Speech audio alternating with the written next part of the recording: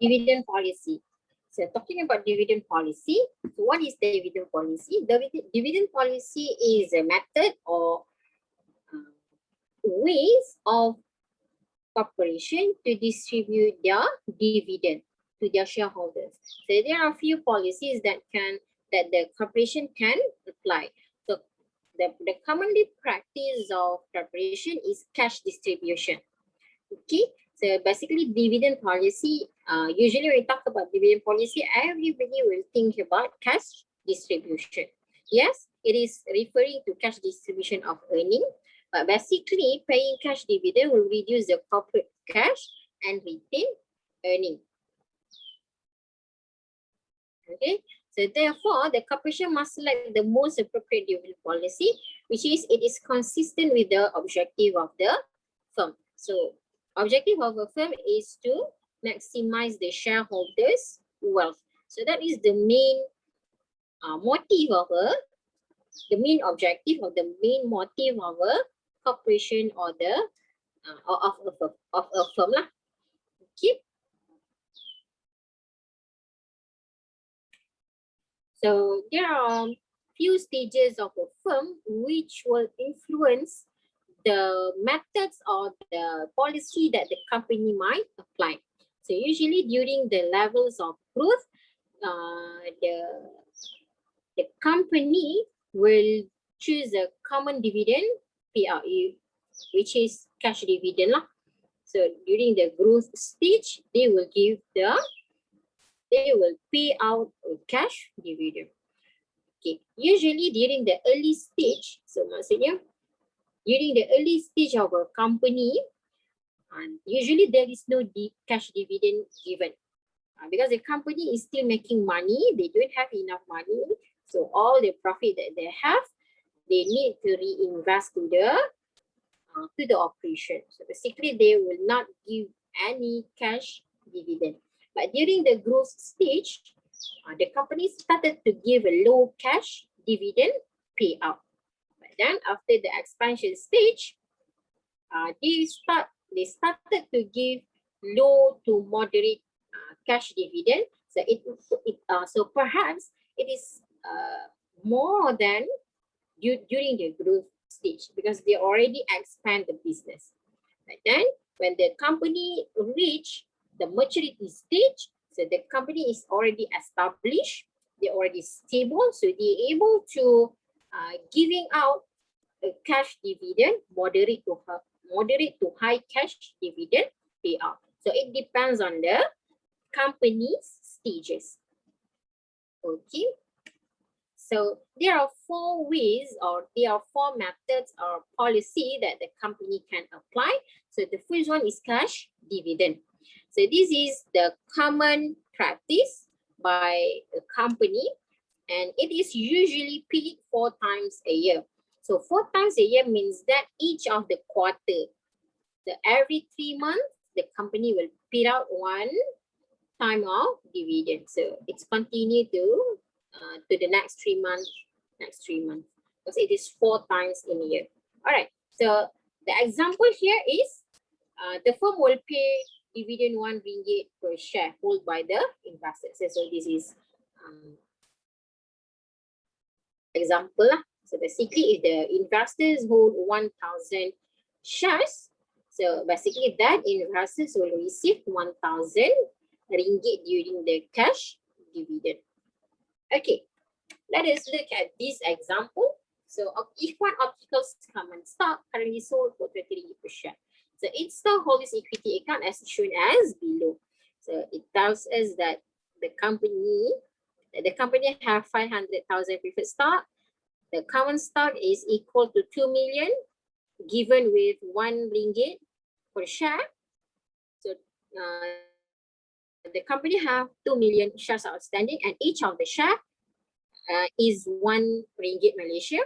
So the paid in capital is 10 million and the retained earning is 11.6 million. So the total of the stockholders' equity is equal to 24.1 million. So this is an example of the structure of equity of Equan Opticals. So let us look what happened after cash dividends. So example here is cash dividend payout is 2 ringgit. If you can see here, it is 2 ringgit. It is 2 ringgit. So what happened? So before that, it is 24,000. So this is the equities structure before cash dividend. So after cash dividend of 2 ringgit, so preferred stock, no change. It's still 500,000. Common stock, it's still 2 million. So paid in capital also no change. It's still 10 million. So the only part which change is retained earnings, because because the cash dividend, it is being distributed and it will reduce the amount of the retained earning. Okay, so before cash dividend it is 11.6, but after cash dividend it's reduced by 4 million, which is 7.6 million. And it's equal to 7.6 million lah, because 2 ringgit cash dividend times with 2 million shares outstanding, so it's equal to 4 million. So 11.6 million minus 4 million is equal to 7.6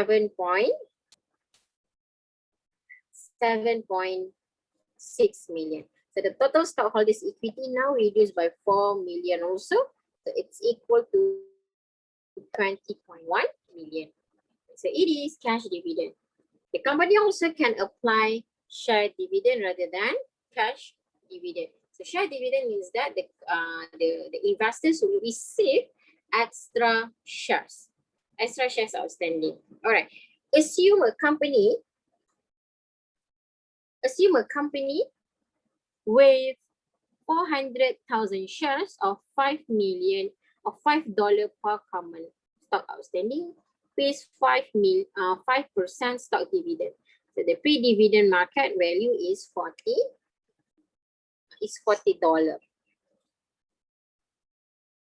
Okay, so before the stock dividend, the structure is like this.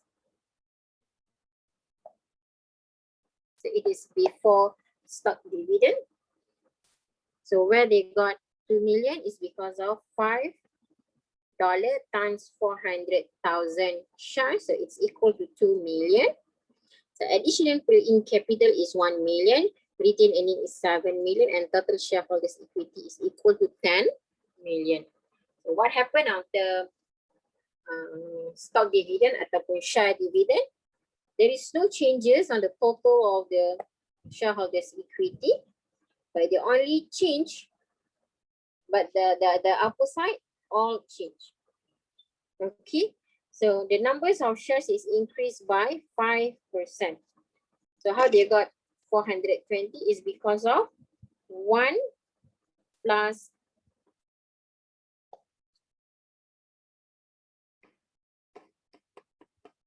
so it's because of 1 plus 0.05. So it's equal to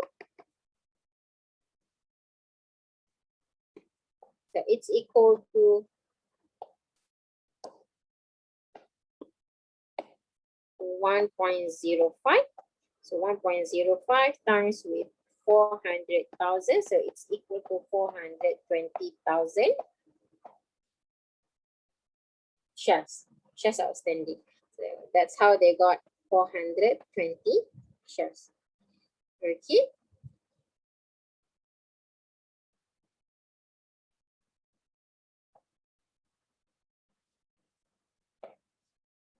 Now 420 shares times with $5 per value per share is equal to 2.1 million. So now additional capital also changes, but let us look at the retained earning first. Okay, so because of there is an extra shares given, so the retained earning will affect. So before 5% stock dividend, it is 7 million. The 7 million times with additional of 20,000. Alright, so additional of 20,000. Whether I got the 20,000 is because of 0.05 stock dividend kan. 0.05 is 5% stock dividend times with the existing shares is 400,000 shares. So it's equal to 20,000 shares. So that's why they got this. The additional shares of 20,000 shares. Okay, so 30,000 shares times with 40, it's equal to 80,000. So 7 million minus 80,000 is equal to 6.2 million.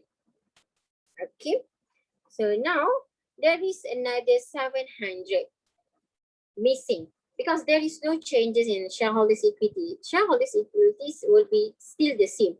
There is no increase, there is no decrease in shareholders' equity. But yet, there is 700 missing. So that 700 ringgit will go to the additional PE capital. So before that, the amount is at the retained earning, but then after the shareholders' equity, after the share dividend, so the amount in the retained earning will go to the additional PE capital. Another 700.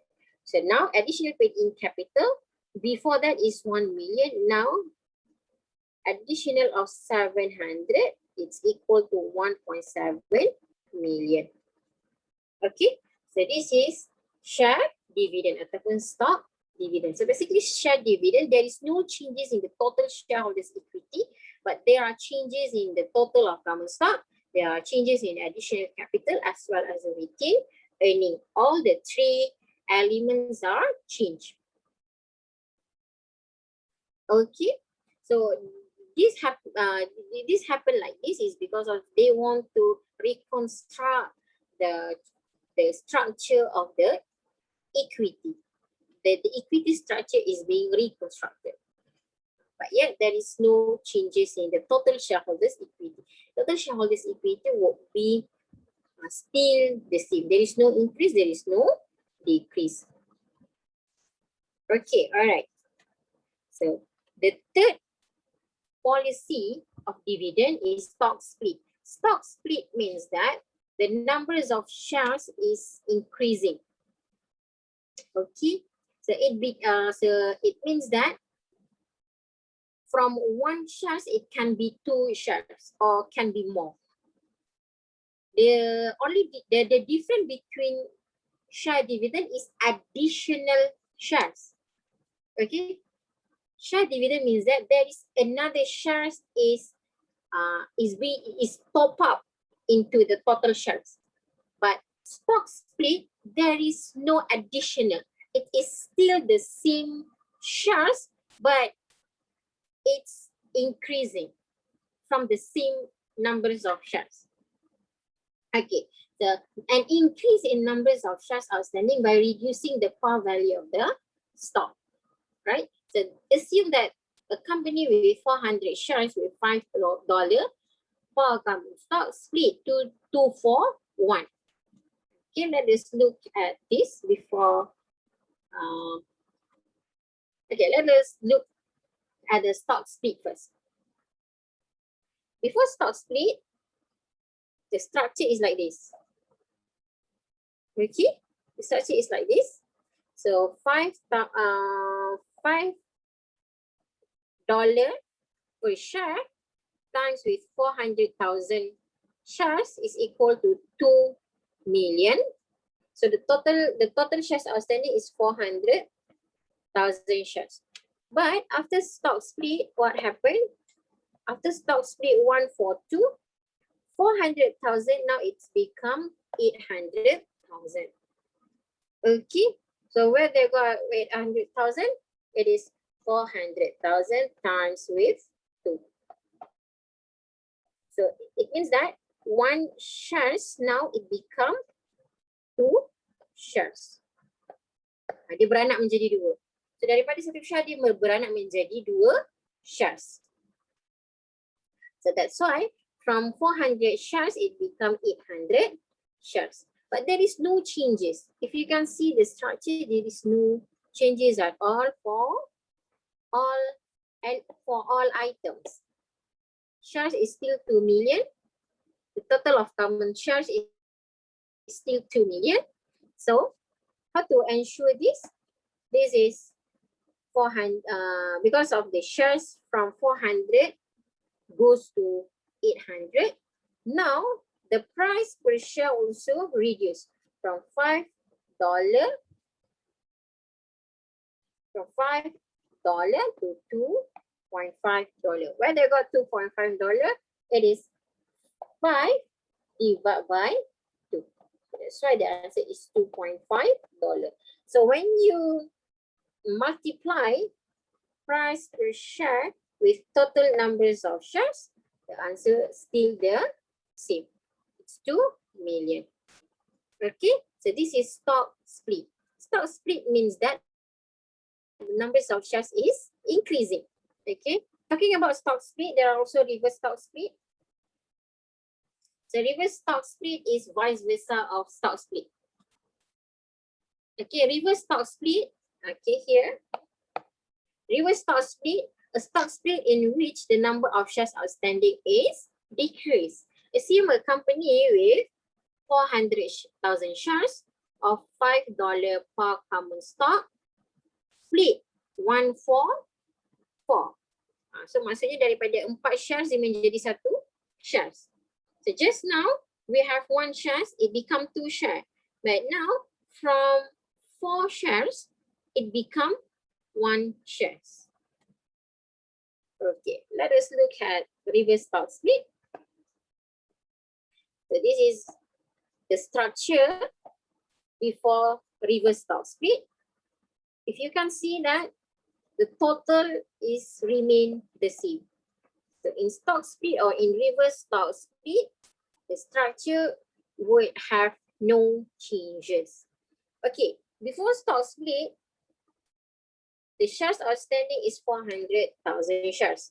But then after reverse stock split, it become 100 shares.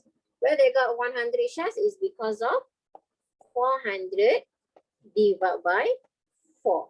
So now the total shares outstanding equal to 100 outstanding unit. Okay. So because of there is no changes in the total, so the price is increasing.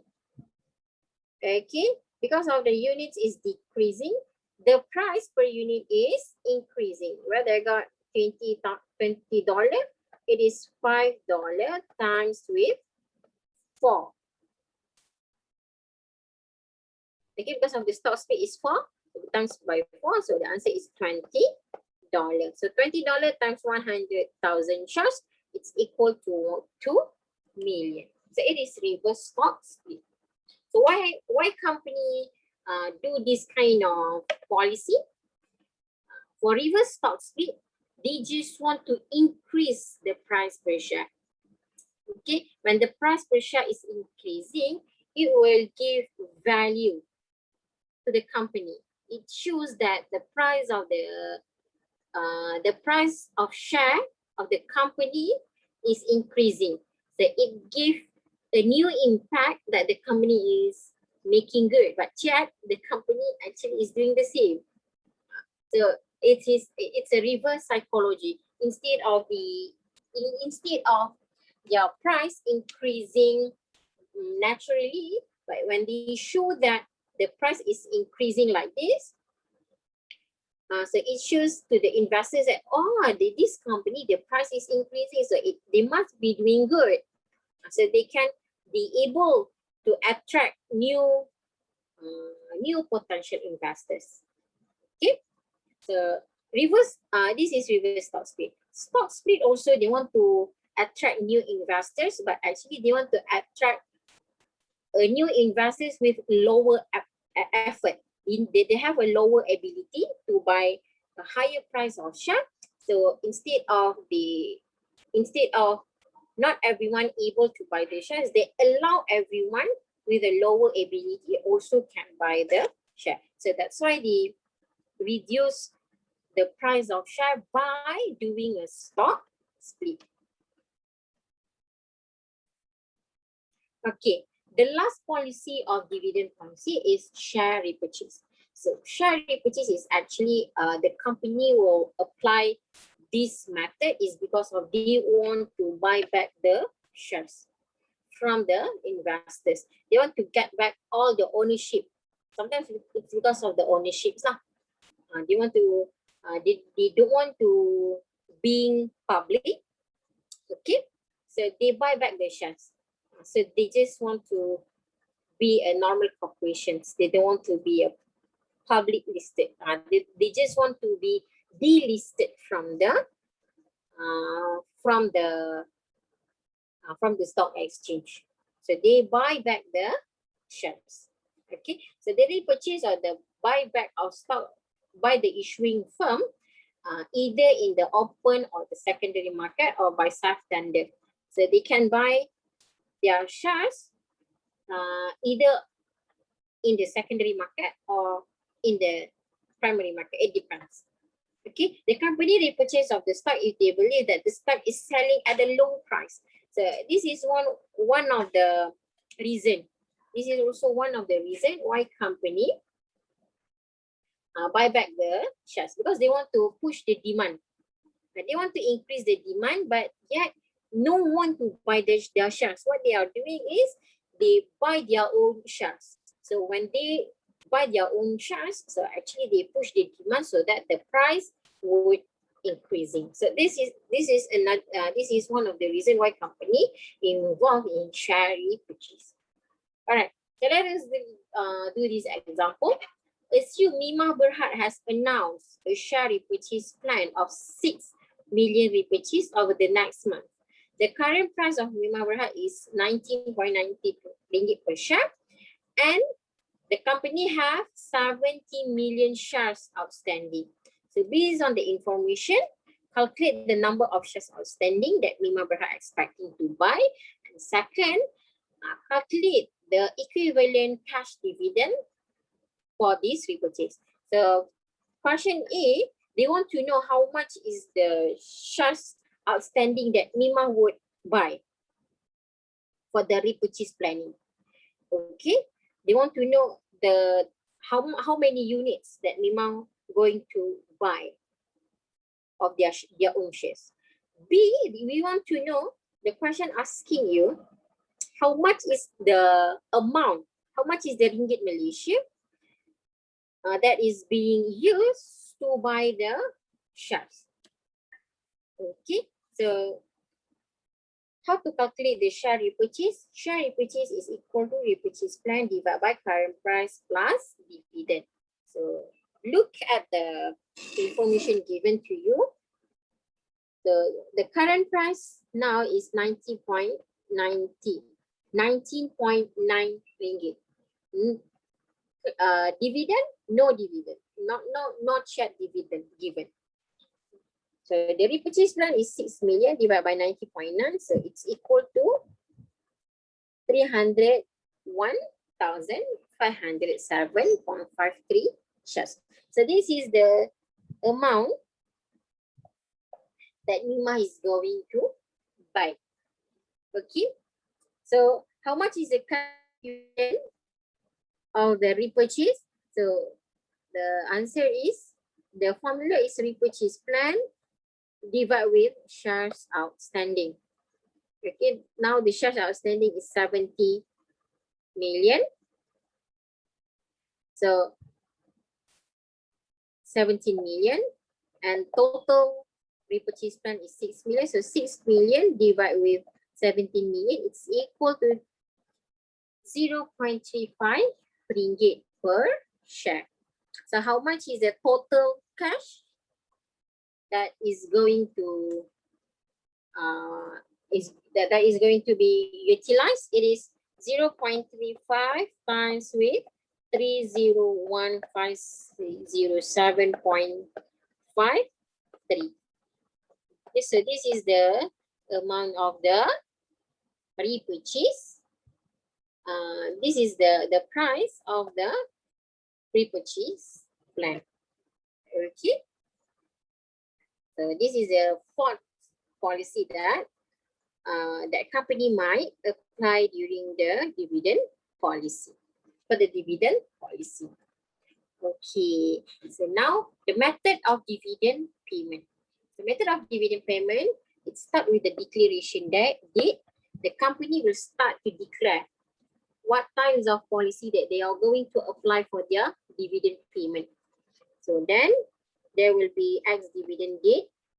So during the ex-dividend date, they still allow buying and selling of the shares, but then during the date of record, no one is allowed to buy and sell the share. Okay, so until the date of record, they will record all the payment, how much they're going to distribute. So during the payment date, all the owners of the shares until this date will get the payment during the payment date.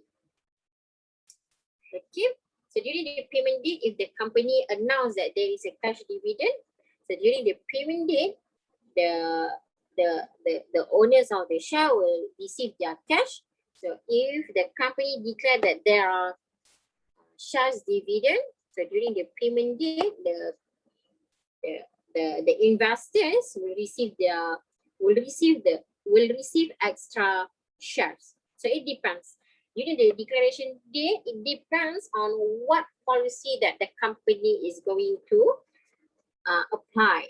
So during the payment date, all the investors, all the shareholders will get what is being announced, what is being announced. All right. Okay. So declaration date is the date on which firm's director issued a statement of declaring the dividend. So during the date of record, the date on which investors must own shares in order to receive the dividend payment. Ex-dividend date is the date on which the right to current dividend no longer accompanies the stock. So it is usually 2 days prior to the date of record. The distribution date or date of payment is the date on which dividend is paid. The dividend is paid, right? So it is payment date to the stockholders. So it is usually two or more weeks before stockholders who own the shares on the date of record receive their dividends. Okay, so basically during the date of record, who still own the shares, so during the date of payment, they will receive the payment. Okay, talking about dividend policy, there are dividend theories. Okay, so the first theory is bird-in-hand theory. So bird-in-hand theory will explain about investors is preferring a high dividend payout. Okay, it's like a bird when they going out in the morning. What is the most important for those birds is to get as much as they can get for the wombs. Okay, so it seems like investors, bird-in-hand theory means that the investors don't care about the company at all. What is the most important for them is high dividend payout. So they will choose the company which can give them high dividend payout. So that is the first dividend theory. Second dividend theory is irrelevant theory. So irrelevant theory will explain about investors don't care about the payout, but the most important is the movement or the growth of the company.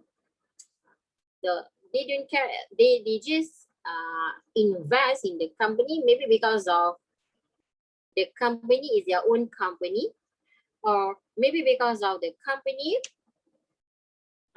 is someone is related to them, maybe the relative. So this is what irrelevant theory trying to say. They don't care about the dividend payout or the growth of the company. So there is no effect. So this kind of people, they have no effect on what's happening on the dividend or in fact on the company. So they just buy the share and be part of the owner of the company. Tax preference theory. So tax preference theory, it stated that the investors prefer a low payout, yet they prefer a growth of the company. They are okay with low dividend payout, but the most important, what they care the most is the growth of the company. Okay, so that is the tax preference theory. The clientele effect, it means that different types of groups, they prefer different types of policy. They prefer different types of dividend policy. So basically, as a corporation, we cannot fulfill everyone. We just choose the best decision among all decisions that they have. So clientele effect means that different groups of people that have different preferences. Okay, so some investors, they prefer growth. Some groups of people, they prefer high dividend payout. They don't care about growth. And some groups of people, they don't care at all. Some of people, they prefer growth as well as high dividend payout. So there is lots of types of people. So that is clientele effect. All right. So reason for low dividend. So the first one is because of the taxes.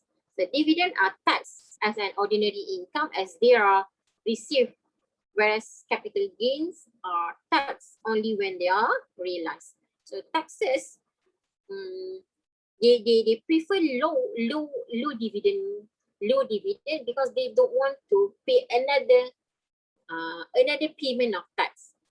Okay, so remember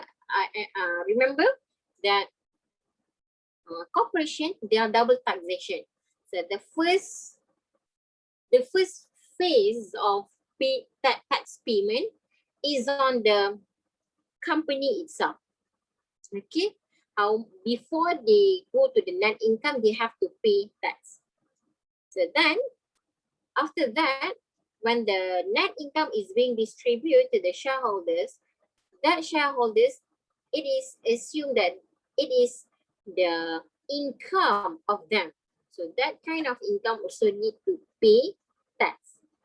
So that's why some investors, they prefer low dividend payout because they want to pay low tax. Right? So second is transaction cost. So because of there is a lot of transaction cost of the company, so it affects the net income. So that when the net income is reduced, so the payment also being reduced. Okay, so individuals who do not want dividends will reinvest them in the firm and incur unnecessary brokerage fees. So these are also the things that they want to avoid because they don't want to have a lot of expenses that are going to happen. Third is the information content of dividend.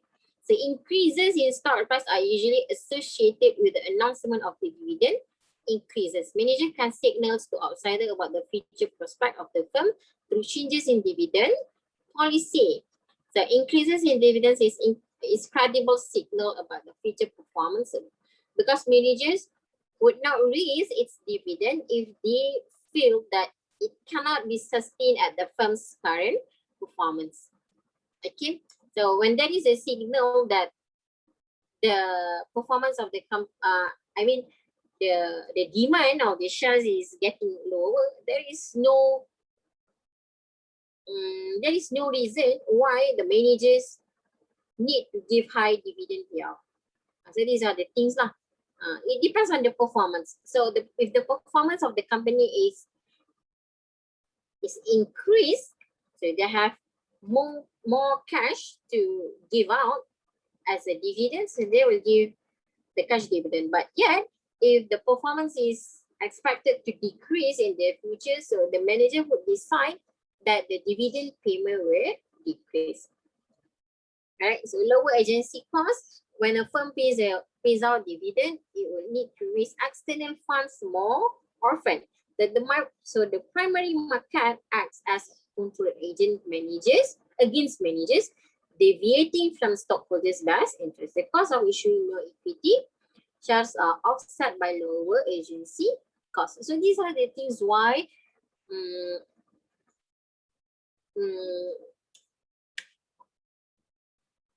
lower agency costs might lead the dividend to be increased.